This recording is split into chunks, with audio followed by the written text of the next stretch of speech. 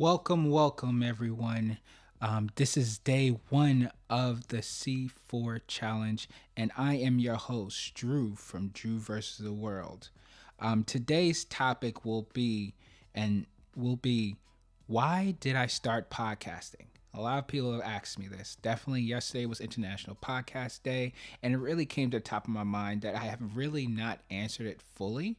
And this episode would be 100% dedicated to why I started podcasting. And it honestly was for the love of podcasting, wanting to do something creative, and the love of knowledge and wanting to share it with others. So, my love for podcasting started maybe a couple years back, where I was actually working at a Kohl's department store. And at the Kohl's department store, what was happening is that I was working in the back, and a lot of the times, the only thing I had was either to listen to music or listen to Mariah Carey's Christmas songs on the PA over and over and over again. So I said to myself, what is something else I can really tap into that will actually bring me knowledge? So I found podcasting. And usually people find Joe Rogan, they find these John Lee Dumas, they found all these other podcasters that are super big. But I found a podcast that really fit my niche, and that was Nerdist with Chris Hardwick. And I dove into his podcast so deeply because I honestly was a nerd at heart, aka a blurred. So I really resonated with what he was saying, and a lot of the cultural references, a lot of pop culture references he was saying a lot of the times was up my alley. So I listened to maybe 100 of his episodes, the ones that was archived, the ones that were coming up, and it started turning into a passion because on top of actually listening to those episodes, I started to dabble into the guests he was bringing and the friends of his and reaching out to their podcasts. At one point, it came that I had at least 6 podcasts in my queue every single day. So I was really up to my necks in podcasting. And then it turned into another obsession where I had 12 podcasts. I had new podcast episodes that came out, and I would have to listen to that throughout the week.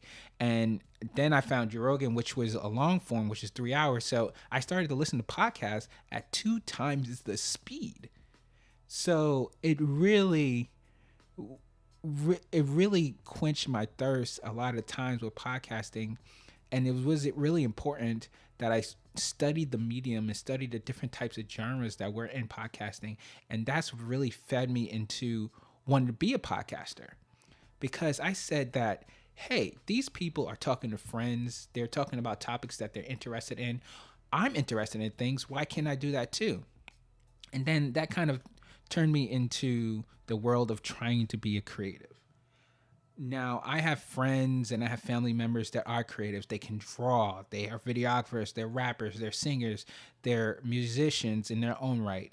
And I really didn't have that creative outlet unless it was something technical. So, my dream was to find something that was in my realm. Photography, I wasn't good at, don't have the eye for it. Drawing, I couldn't draw to save my life. Painting wasn't really my thing. So I said, what is one thing I know I can do? I can talk. I can talk ad nauseum. I can literally talk to a brick wall and have a great time. So I said, I got with a bunch of my friends and I said, what do you think about this? What do you think about me being a podcast? They said, hey, man, it's great. I mean, we always have great conversations and things like that. So they're really fed into it. And them being creatives themselves, them being artists themselves, they really taught me how to hone the craft. And the one major thing that I always tell people about being a podcaster or about doing anything in general, be a student of that craft first. So I went on YouTube, I read books, I listened to podcasts, of course, about podcasting. And before I even started on the mic, I researched all the microphones. I researched the editing software. I researched the interfaces and things like that, just so I can understand the whole breadth of what a podcast is, what audio engineering is before I even started. And it took me maybe a year, maybe 6 months to actually pursue it. But when I was there, I was there. I had a concept, I had an idea, I had a title. And even though that tab on my screen was open for 6 months for that um, that Huga studio, when I went there, I didn't. I literally loved it because it was smooth and it was calculated because I knew exactly what I wanted to do. So the love of knowledge really also drove me to it.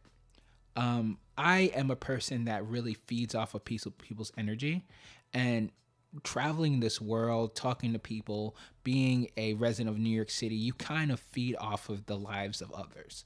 And me saying that, this is why I say this, is because the energy within the city, the things you see, the people you talk to are completely feed into your life force. And I have talked to people and they've given me many, many, many great things and great life lessons just from a bar conversation, as well as um, in the podcasting realm.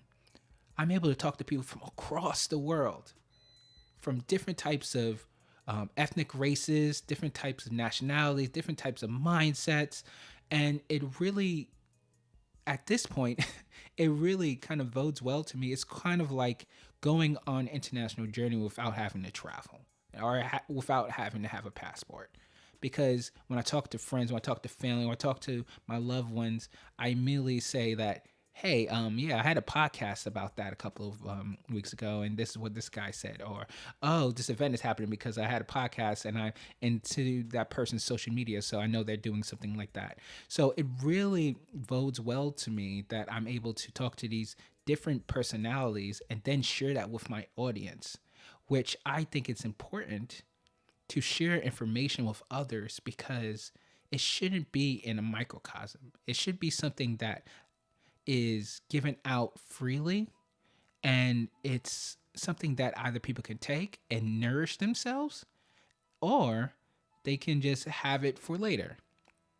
So that's kind of the reason why I started podcasting, and I just wanted to kind of clear the docket on that.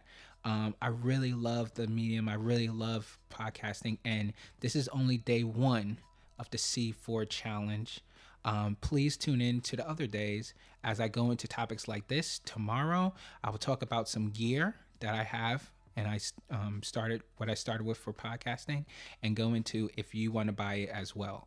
I will have. I am drinking today Four Sigmatic coffee, and if you go to Four Sigmatic and you type in DVSW at checkout, you will get 10% off your purchase. So that's foursigmatic.com. Helped me with a lot of brain fog. Actually, helped me with this podcast right now. It cleared up my mind, allowed me to speak freely.